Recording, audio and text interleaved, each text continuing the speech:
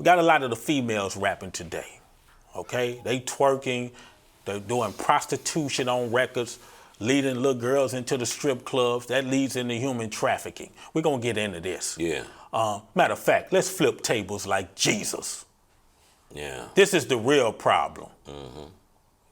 They don't promote Taylor Swift like that. Right. Taylor Swift can sing about how beautiful life is. She can sing about Mickey Mouse, sells billions of records. Yeah. But our black women got to get prostituted in the industry. It's evident that he cares.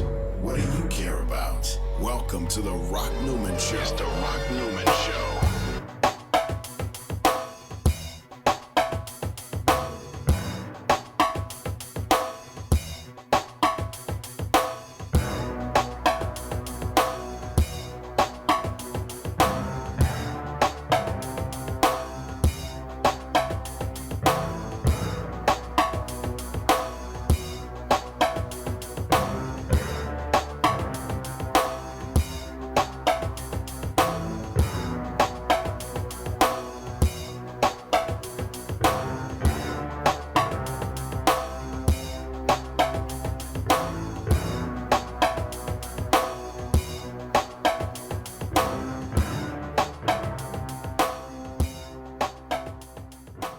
The Minister of Wellness Ministries and Rock Newman Show 2.0 return to the nation's capital Saturday, September 16th, 2023, Union Temple Baptist Church. This is your final opportunity to join us in person before the official start of the viral outbreak season. To get empowered to quickly lose weight, reverse disease so you can be 100% confident your immune system is ready for anything that may come. Come hungry, because delicious plant-based soul food and desserts will be available by DC's own Dr. Ruby Lathan. Space is extremely limited, so RSVP as soon as possible at theministerofwellness.com under Health Seminars. That's theministerofwellness.com under Health Seminars. Please call or text 888-847-8026. That's 888-847-8026. Greetings. Thank you once again for tuning in and joining us here at the Rock Newman Show 2.0. I always feel honored that you all would take time out of your day to tune in to see and to hear what we have to say from our little slice of the world here at 1918 Martin Luther King Avenue. There is a joy I have about doing this show from 1918 Martin Luther King Avenue.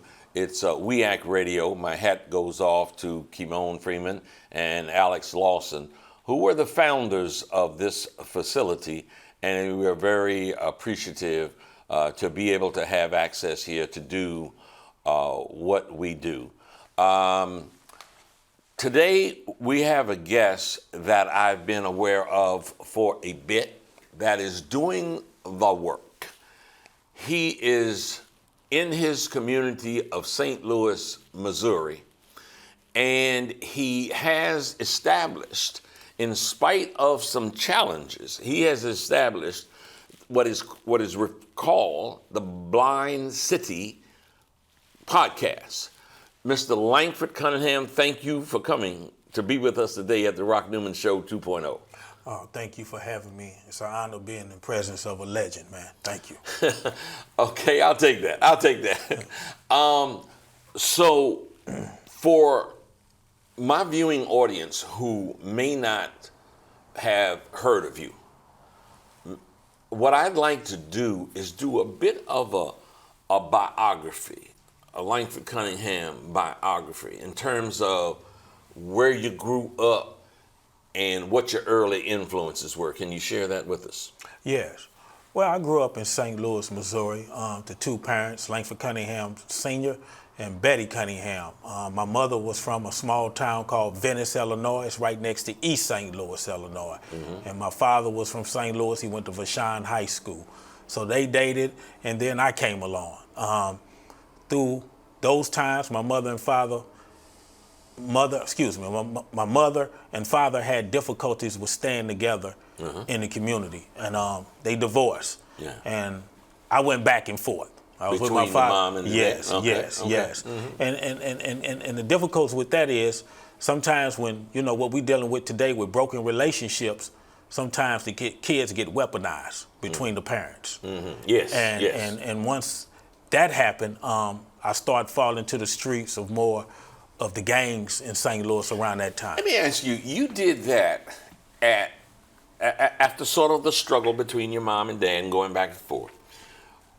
What's your very earliest memory of the street and with gangs? What's your early memory? What age was that? I was about a freshman in high school. Okay, so Yeah. 13, 14 years old. Correct. Right. Yes, right, yes. right. And now when I say gangs, I wasn't joining a gang to be part of the gang. At that time in my life, I was staying over friends' houses. I was going back and forth, trying to figure out, who I wanted to be, because, my father and I had a rocky relationship. Sure. Loved my mother to death, it's just as well as my father, but me and my mother had kind of rocky relationship as well. So I went to the streets looking for guidance from the strangers in the community. And I was a DJ back then. I was a hip hop DJ. I loved to DJ. And it was a guy named Biz from Inglewood, California. They had just integrated into St. Louis, Missouri, and they were working at chop shops. Okay. Chop shops is where they take stolen cars, Sure. break them down, Yeah. and remake them and sell them in the streets. Let me ask you a quick question. Yes. This is kind of as an aside almost. Have you ever seen the interview that Akon did, the musician Akon, about working with stolen cars and owning chop shops and the money he made from that? You ever seen that? Yes. I found that absolutely fascinating, right, man. right. Yeah. He went through the whole process of how he would go into a Department of Motor Vehicles and find the ladies in there who might not have had good self-esteem. Right. And just, man, that was a system he worked before he sort of came out of the street. if you Exactly. will. Yeah. Exactly.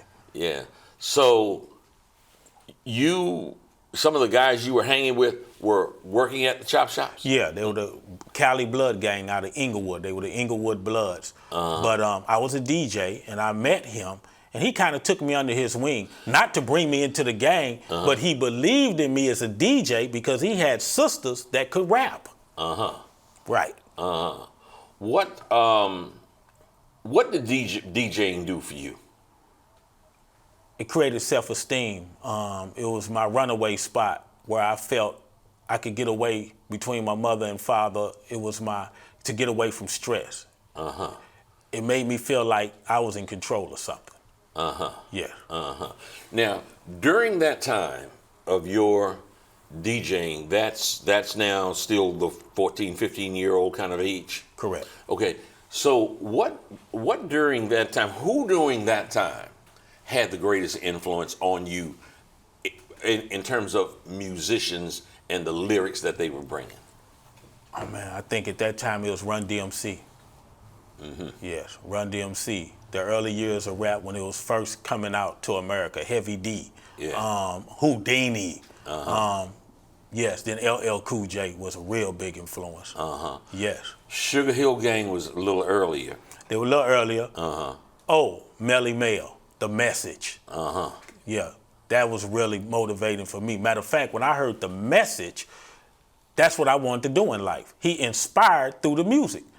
That's what I wanted to do as a DJ with local rap groups in St. Louis, is put out a political message.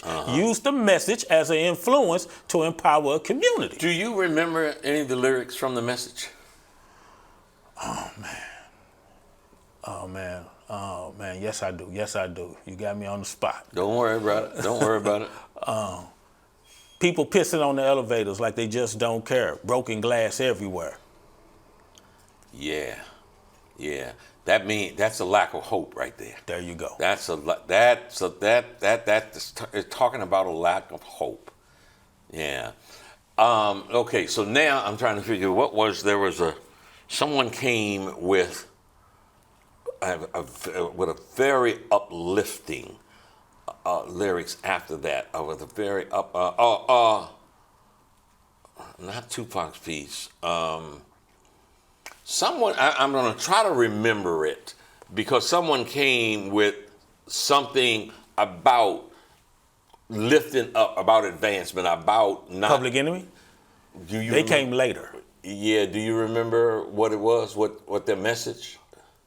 Well, at that time, I think Melly Mel was the first to come out with the message. I think when Run DMC came after that in the 80s and Heavy D, that was more of just showing skills on the mic, party music, and Run DMC was the first group to ever go platinum, you know, and the first to get a sneaker deal with My Adidas. So they established the culture. Houdini then came along far as with the musical, with the electronics being used in the music, taking the back production of hip hop to the next level, where Roger Troutman started with Zap, talking through the computer. And then Houdini duplicated that sound in their music with Freaks Come Out at Night. They used a lot of that. But a lot of those early rap groups, you had the message. Houdini had a song called One Love, talking about beware what type of females you're dating out there, learn how to respect love once you get it, hold on to it. And those messages we have lost totally today because there's no message in the music at all. That leads me into, I want to get back to you and your biography,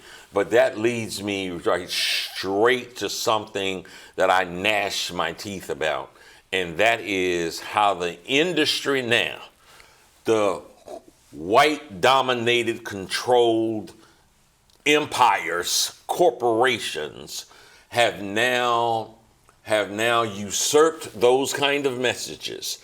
And it seems as if the majority of what we hear is gangster rap and beyond.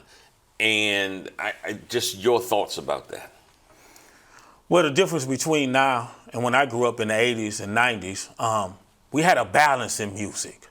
You know, of course, we had the nasty rap, we had the gangster rap, but we also had Public Enemy. We had X-Clan, we had Poor Righteous Teachers, we had Eric B. and Rakim. A lot of Nation of Islam was influenced through our music.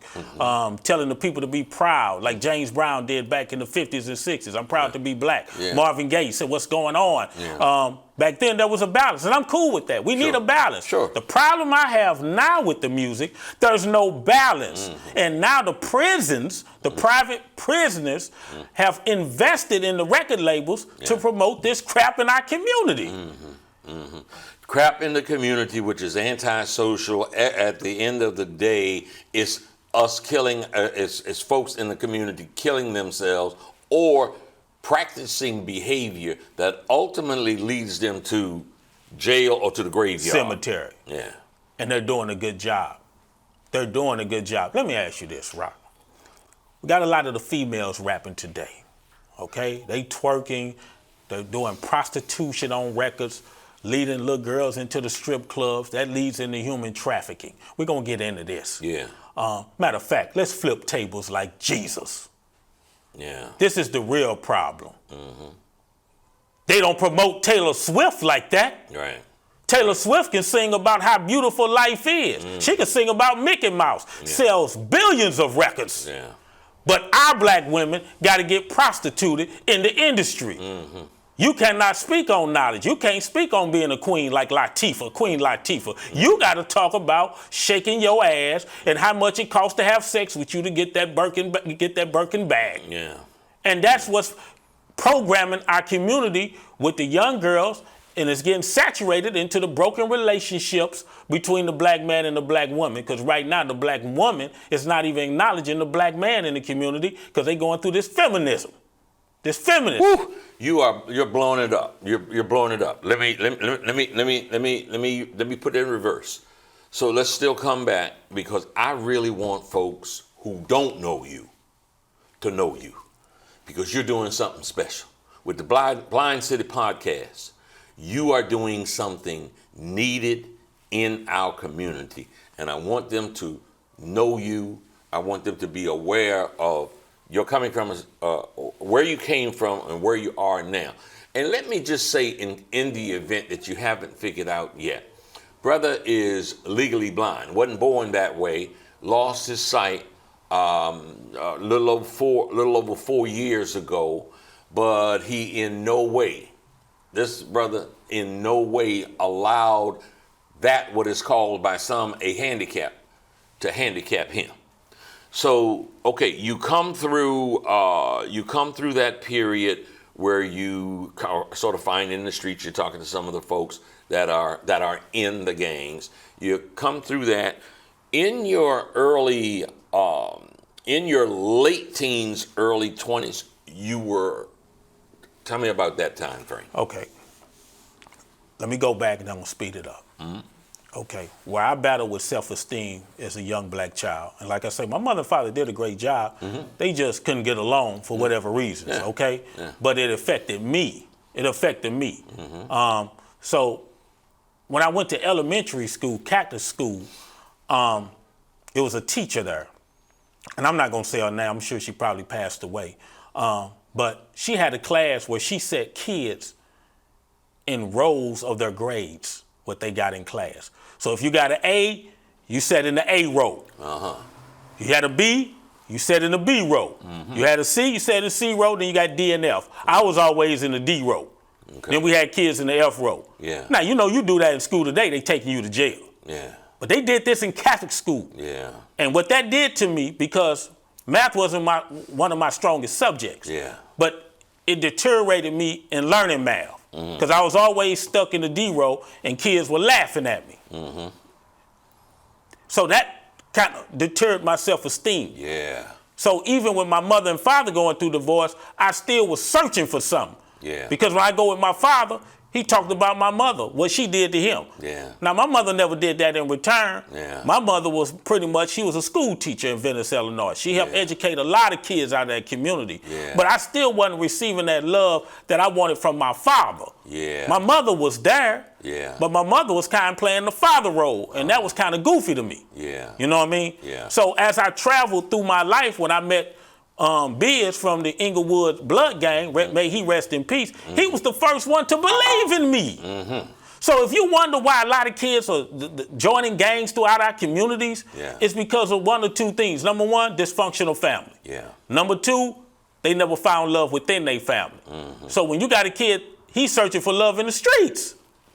The women are searching for love in the streets. She never had a father, where does she go to find a father? Right. She go to the streets. Yeah. So when I went under his wing, he never influenced me to join the blood gang. Matter of fact, he told me, I just want you to DJ, get you on your feet, help my sisters, but you don't want to be part of this life. Yeah. He told me that. So I don't want people thinking just because people in gangs, they all bad-hearted. Yeah, no, they not. They just dealt with different circumstances. Right. But he got murdered. Wow. He got murdered. But I did end up DJing. Let me ask you something. Yes, sir. Because when you say he got murdered. Yeah. So someone who you have found special in your life, because when you say someone believed in you, that's a knowledge. That's a knowledge you have. This person believes in me. And I think I'm hearing you say that was something that you didn't have. The dysfunction in the family, you didn't have that. So now you got somebody that's making you feel a worthiness, encouraging you to not get in that life. And then he got murdered. How did you feel when you heard that news? I was sick in my stomach. Because that's the confidence he had in me. I was looking for that through my father. Yeah. But my father was old school. He was a pipe fitter. He wanted me to go to school. He didn't believe in the music. Yeah. He didn't believe in me with the music. Right. My mother was kind of 50-50. Do the music, but still go to school. Try to better yourself, which I understand, okay? Right. But this man came to me like, if that's what you want to do, I'm going to put the money behind you. But I wanted my parents to put the money behind me. Yeah. So, yes, it devastated me. can only It imagine. devastated me. But it also made me realize, because he got murdered in a crap game. They shot him in the back of the head. He got set up. Same thing going on now with the rappers in the community and all this killing. Yeah. They all getting set up. Their best friends are shooting them. Yeah. But that right there let me know I want to make a difference in my community, and I needed to find what I want to do. If it just wasn't with being a DJ or becoming a street poet like Gil Scott-Heron, Yeah. I had to find a way. I want to influence my community, and the speed alone, as I got older, I started making better decisions, and then I went back to school at 42 years old. At 42 years old. You're a young looking brother. You don't even look like you 42 now. Thank you. Yeah, okay. Yeah. Thank you. And got my degree in criminal justice. Yeah. I started off as a drug counselor at a medium security prison in East St. Louis, Illinois. And I worked with a lot of great men that were locked up and that had potential. Yeah. But I really wanted to work with our youth, because a lot of the prisoners that came through the system, they went up for 20, 35 years. Let me ask you something. Having spent that kind of time in the belly of the beast, what would you say is a common thread amongst all the guys that find themselves in prison? Family dysfunction. It goes back to the family in the black community. It has been devastated, destroyed. Yeah. And it left a lot of people out there making bad choices in their life because they really didn't have the support to make the good choices. Yeah. And a lot of them did learn through their mistakes, but a lot of them still keep hitting that same wall over and over again. They keep crashing out. Yeah. And sometimes when you go to prison, you get institutionalized. Yeah. 3 hots and a cot. There you go. Yeah. There you go. Yeah. You know, I don't know, man. You say dysfunction. And oftentimes buried in dysfunction is a lack of hope for someone whose mind is not fully formed yet. And it makes me think about a time there's a place here, an area called Blue Plains, and it's where young kids go, whether it's reform school or jail of sorts, but for youngsters as young as 8, 9, 10, up to I think it was 16 years old. And I was asked to come give a speech. And, you know, I consider myself being able to connect with audiences, being able to read audiences and connect with them and try to give the best message I can of inspiration. And I'm somebody that, by and large, has a positive attitude. I always say, you know, one of the books I read when I was 10 years old was Sammy Davis's biography, and it's called Yes, I Can. And I just kind of believed that, like, yes, I can. Whatever it is, whatever it is, yes, I can do it. So I went there, man, and I gave this speech, and I'll fast forward and say, and when I left and got in my car, that was one of the most depressing rides of my life. It took me about a half hour to get home. And I tried to examine my depression, why I was so depressed. And it was because I saw hopelessness. And I did not connect with them. I did not get through to them. I talked to a couple of them afterwards, and it was like, they're not expecting to live beyond 21 years old. There was that kind of hopelessness. So when you talk about how the family is fractured, you know, that's just not something, the impact of that, the influence, the trouble that creates for generations coming up is just beyond desperate, man. And you know, I like the fact that you recognize that. So now you're in the institution. You spent 18 years as a correctional counselor, officer? No, I stayed about 3 years as a drug counselor, and then I got transferred to juvenile detention. Now let me explain. Yeah. When I was in there with the men, they had a lot of life skill groups going on in the prisons for the inmates. So I had a friend that worked over in St. Louis County, juvenile detention. And I said, yeah, man, I'm over there teaching groups. You know, I taught the drug class, you know, finding out how many prisoners were on drugs at that time when they were in the streets. Yeah. And it was pretty much 65% of them were in prison for over drug usage. And I said, do you have life skills for the juveniles that's coming in detention over there? He's like, no, brother. And I'm like, wait a minute. You got the lesson plans for the grown men, but the young kids, 13 and 12, coming in juvenile detention, you don't have no lesson plans for them? Yeah. He's like, no, brother. So I said, are they hiring? He said, yeah. So I went and filled out the application, and they hired me. Now, my goal was, when I came through the doors, I went to the supervisor and asked them, can I start doing groups with the kids? He was like, yeah, sure, Cunningham, yeah. I said, well, if I'm successful with it, can we implement some of these lesson plans? Because I want to prevent the pipeline to prison. You're just locking these kids up, and they going right back out doing the same damn thing over and over again. So you don't even have a system that's preparing them to be successful after they get locked up. Right. So she gave me the blessings. Okay. And I went in there and started doing lesson plans for St. Louis County Juvenile Detention, and the kids took on to it. I did groups on suicide. I did groups on how to talk to the judge when you go in front of them. Some of them go in front of the judge, don't even know how to talk. They talking to the judge like they talk to their homies on the street. What up, cuz? You can't tell that to the judge. That wouldn't be a good idea. Exactly. But these are programs that need to be implemented in these juvenile detentions throughout America, because some of them are still running the old institutions like they in the 60s. They just locking these kids up, and they're not teaching them nothing because they come from broken families already. So they're already broken when they coming in there, and then you just throwing them in the cell, have them watch TV all day, put them back in the cell. They go right back out stealing cars, robbing people, and by the time they 16, they kill somebody, and you certify them. And that's the U.S. injustice system. There you go.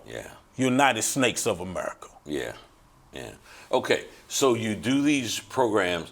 Did you feel, or were you aware of making a difference in some of their lives?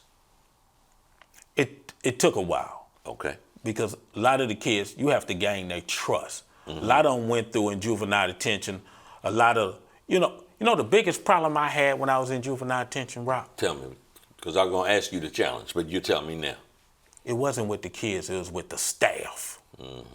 Just like in these police departments. Hey, you got some great police out there. They follow protocol, they do their job. I don't have a problem with that. But we got people in our criminal justice system that doesn't follow protocol. And I witness it. They'll push the kid in the cell, kid don't do his chores, he'll say something to the kid come back, cuss him out. He said, okay. Kid comes out, take a shower, put on his clothes, open the cell for him. One of the staff members go in there and beat the kid's ass. The cameras are outside the cell. They don't have cameras in the cell. So they outside in the middle of the way the cell was set up. The cameras were just, you could see them once they come out the cell. They didn't have cameras in the cell. So some certain staff members would use that to their advantage and beat the kid down. So I go report it because the kids trusted me. I come back in. Some staff got mad at me because every time I came to work, the kids were excited to see me. Certain staff came to work, and this is how I picked up on some things were going wrong. Why he working? I'd be like, damn, why y'all, what you mean, why he working? You don't know what he be doing to us, see? I said, well, y'all need to write it up. Y'all need to complain. No, I don't want to snitch. Snitch? No, you snitch. You got rights while you locked up. Now, you see how the streets affect the kids with the no snitching? But then when they come into an institution where they don't follow protocol, they still don't want to snitch and they getting their ass whooped. You know what psychological damage that does to the kid when he go back out in the streets? He grabbing the gun. He grabbing the stick. He shooting anybody now. People don't see this damage, what's going on in these institutions. Not just with the police departments, it's in the juvenile detentions across America. And I reported them, and then somehow, Rock, my reports got lost in the shuffle. Yeah. My reaction to that is because, lately, I think I did an interview recently with Neely Fuller. And, he's an authority on white supremacy and the system that controls all of this. And so at the end of the day, man, what you're talking about is part of a system that was never designed for our advancement or upliftment, for sure. So, okay, you're there, you're instituting those kind of programs, trying to make a difference. You're seeing firsthand what people aren't aware of, really. So then you said you did that for 3 or 4 years. Well, I was a drug counselor when I was working with the grown men in prison. And then I got the transfer. I got the job in St. Louis County. Yeah. And I left the prison because I really wanted to work with the youth. Sure.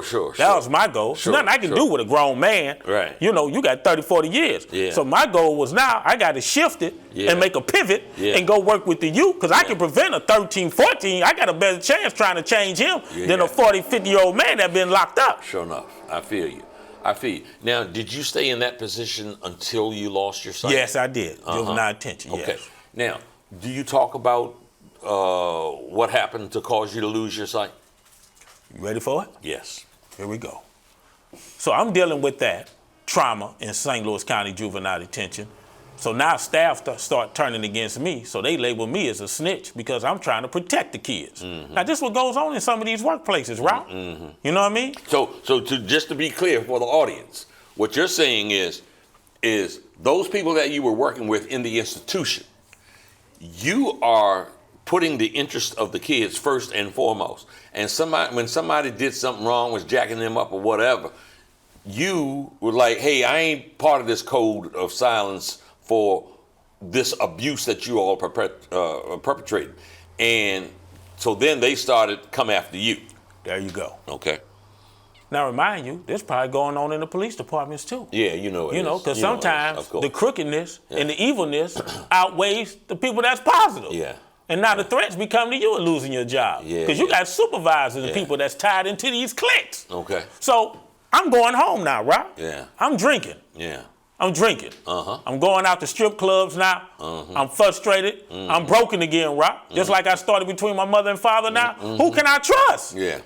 My man get murdered. Yeah. He believed in me. Mm. Then I find myself through that transition after he got murdered. If it wasn't from Elijah Muhammad, Message to the Black Man, and Francis Cress Welsing, ISIS papers, I would have never went back to school. Mm-hmm. It was those books that motivated me to get me to those kids. Yeah. And Behold a Pale Horse by Bill Cooper. Yeah. If people haven't read that book, you need to read it. Yeah. But those 3 books changed my life after my friend got murdered in the Bloods. Yeah. That helped me progress to avoid the booby traps in the hood. Yeah, what a testament to all 3. Where I wanted to make a difference. Yeah. People run around sometimes. Man, I heard a prominent black woman in this community talk about what a wacko and how crazy Francis Cress Welsing was. I was like, what disrespect. And you know what you just did, man? What you just did, and obviously she had that impact on you in reading her, and her work that she shared had that impact on you. It had it on others. And she would be someone that character assassination would be the enemies, the oppressors, one of their tools to make her sound less than real, less than legitimate. But she had that impact on you, so we know she had it on others. So, okay, so you come through that period. Now you are feeling a sense of loss. You're feeling a sense of hopelessness. You're hurting. You're hurting. Just like when my mother and father divorced, brother. And now you're medicating with the bottle or other substances? I'm drinking, I'm going to the strip clubs. Now I'm becoming a womanizer. Yeah.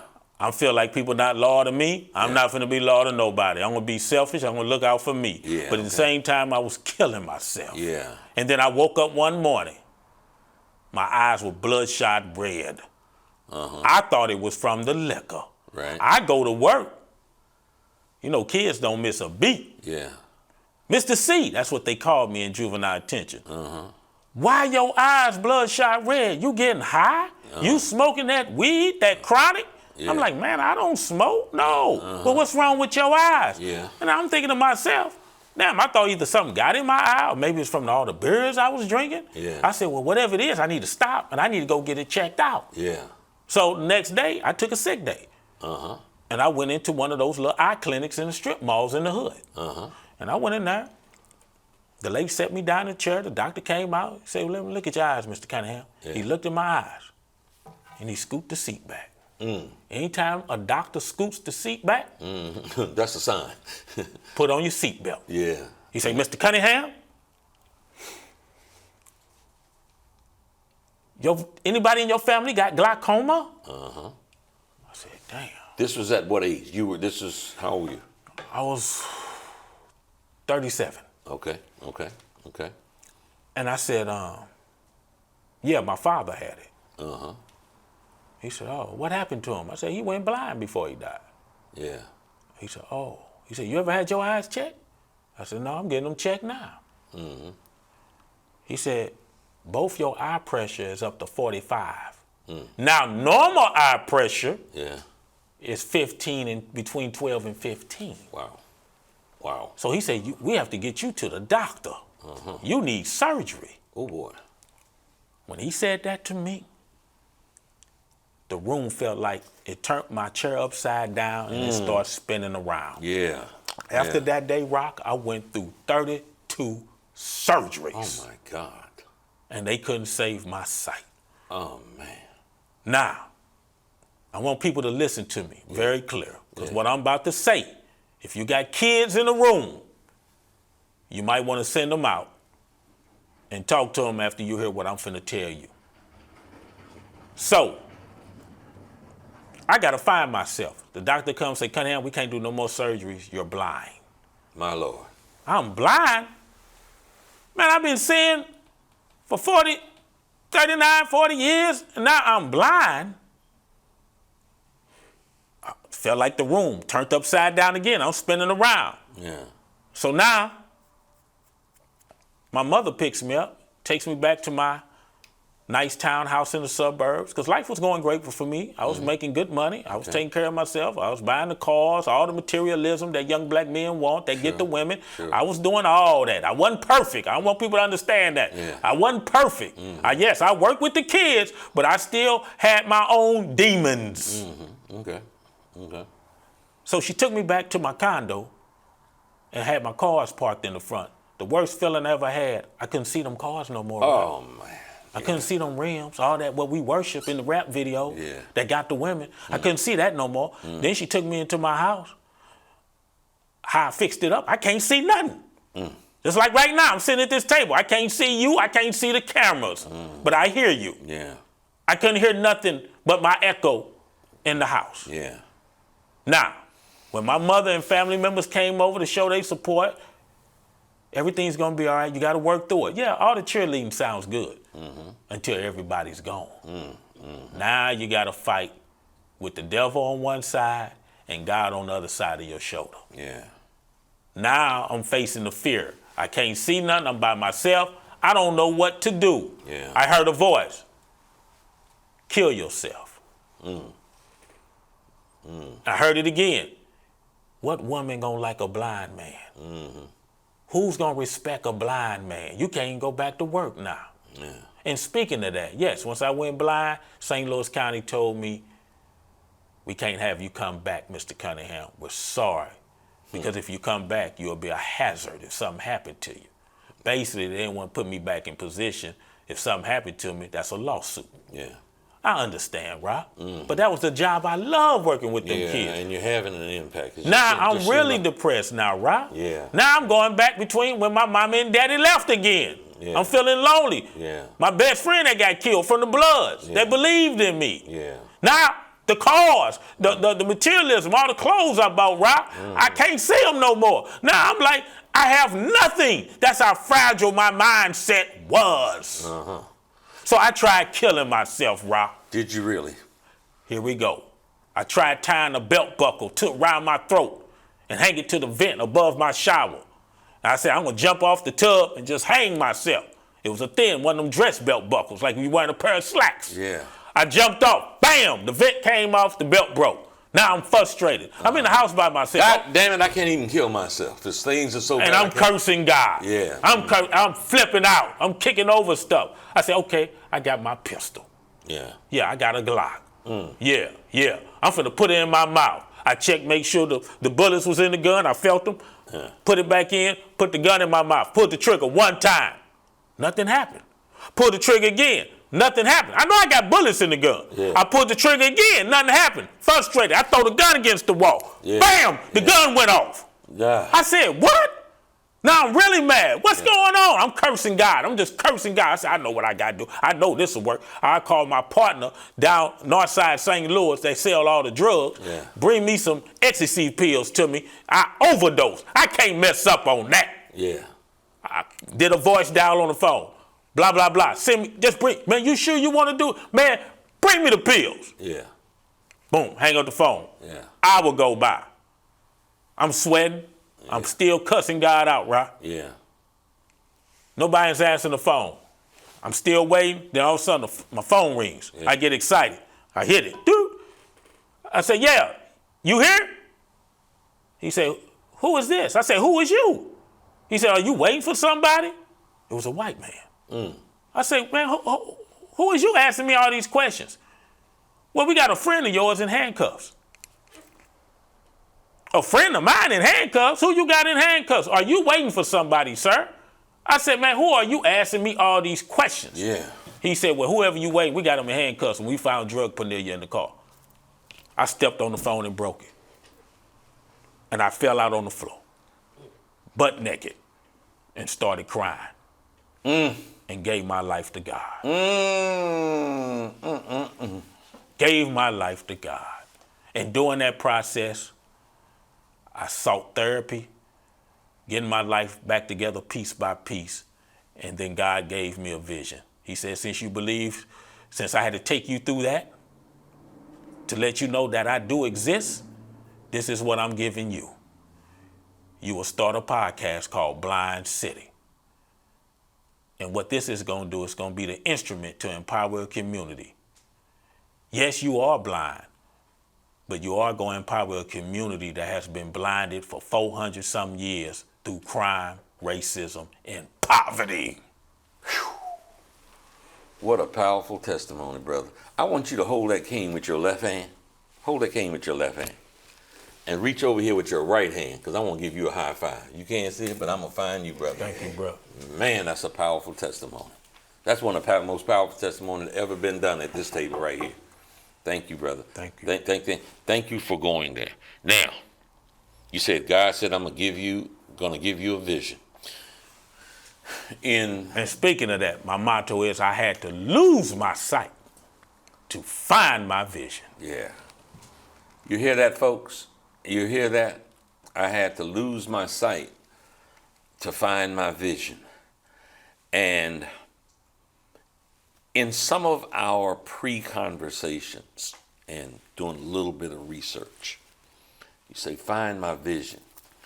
You found the vision, and part of that vision, and we want to get into this, is some of the things that are near and dear to your heart and how you're trying to help the community and to help the world, is to find girls and boys that are victims of sex trafficking.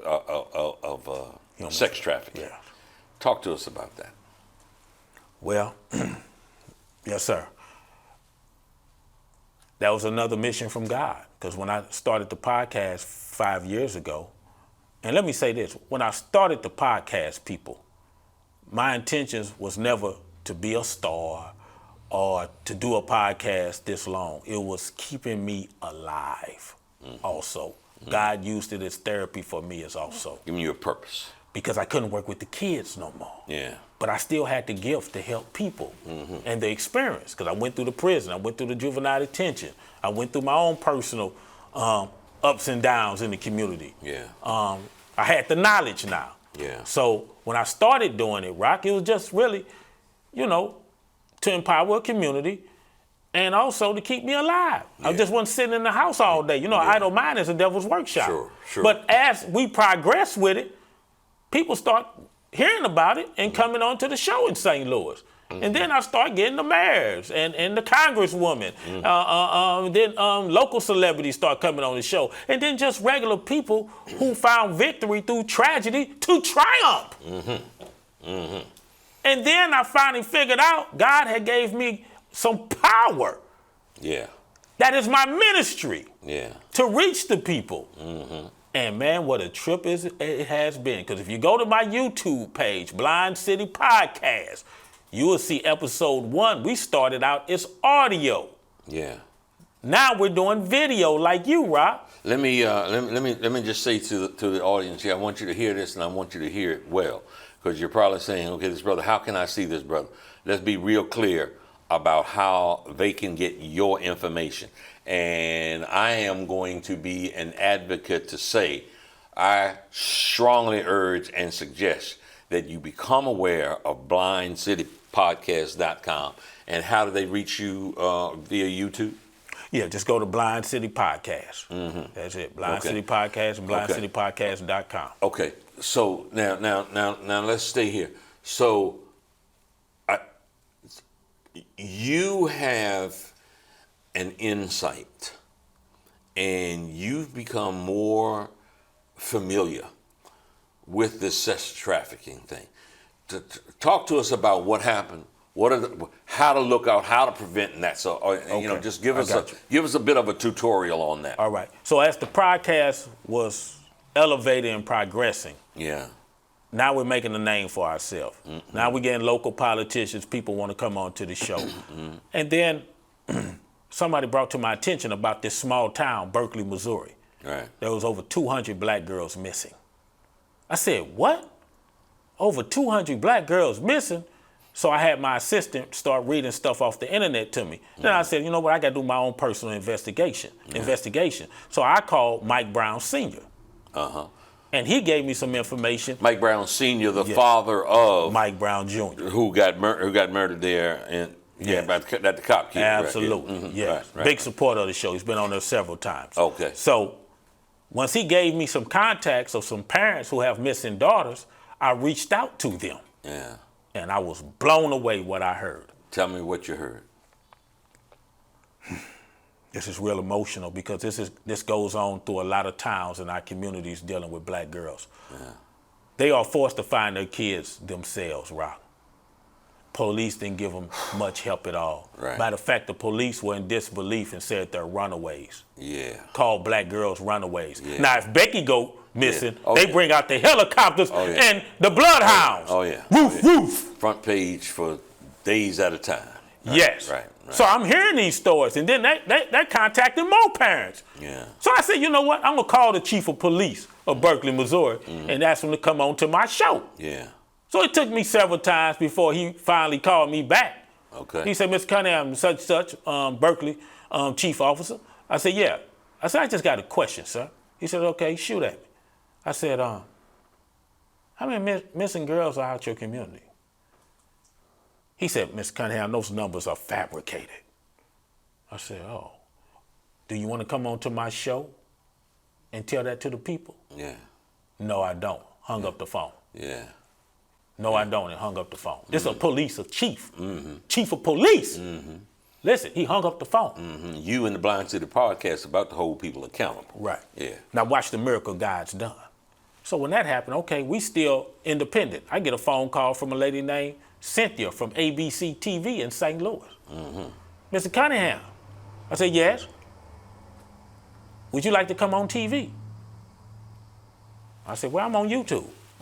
Well, we like some of your numbers and words on the streets. People want to hear about more of these stories that you've been presenting to the community. They like what you're doing. So I went down there. We got the deal done. Now I'm on ABC in St. Louis. Now I really got a little power behind me. Now I can really press the issue. Got a bigger So platform. what I'm finding out with the missing black girls, to answer your question is, now I use that platform to really do my work in the community. But it's been numerous black women murdered in St. Louis, period. Not just in Berkeley missing, but we have, I think in our city, it's more black women been murdered in St. Louis, Missouri than any other state in America. And we can look those statistics up. And I wanted a coincidence. And guess what it all came back to, Rock? Broken families. Broken families. Broken families, so they don't want to investigate why the young black girl has ran away. Oh, she went with her boyfriend. She just gone. She be back home. Oh, she just got into it with her mother. She got into it with her father. Here we go. My past is repeating me, Rock. This is common in our community. So I said, you know what? I'm going to give my due diligence, my loyalty to try to put this out here to the community and to the world. Because in St. Louis, Missouri, see, we have the Republican regime. I call them the Dixie boys. You know, they just bullied our prosecutor out of office, Kim Gardner. And they don't want a lot of things coming out of Missouri. Okay? But guess what? I'm not scared of them, Rock. You gonna speak truth to power. For my people. For my people. So I got on the phone and contacted Ruth Richardson in Minnesota, a black lady, who just got the first black girl human trafficking bill passed in Minnesota House of Representatives. I said, you know what? If you come on my show, I want you to lay the blueprint down. Hopefully other states can follow. She came onto the show.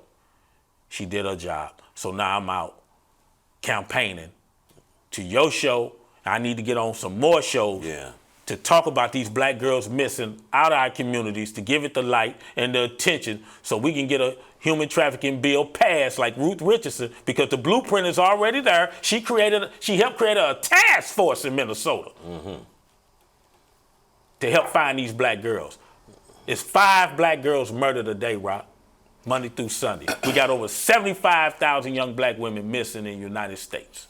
You know, early on in the Constitution, you know, we talk about how we would characterize as not a whole person, a three-fifths of a person, which was, you know, the definition of not seeing us as fully human. Those kind of statistics and girls being lost and not the effort not being put in to find them, and you hold that up against Becky and the effort and the hysteria that is created when Becky goes missing. But when Rashonda goes missing, there's none crickets. of that's right, crickets. That's, you know, 3/5 or not a human being really at all, how we're seeing. And it is, brother, it is your work that is shining a light on that. And I'm going to tell you something. I was really, really hopeful that all would work well, that you would be able to get here from St. Louis. Because when I started this show, I said I am apologetically, I have an agenda. A lot of people get the show and say, well, I don't have an agenda, I'm just objective. You know, the hell with that. I had an agenda, and part of what I want to do is I want to show the best of the black experience.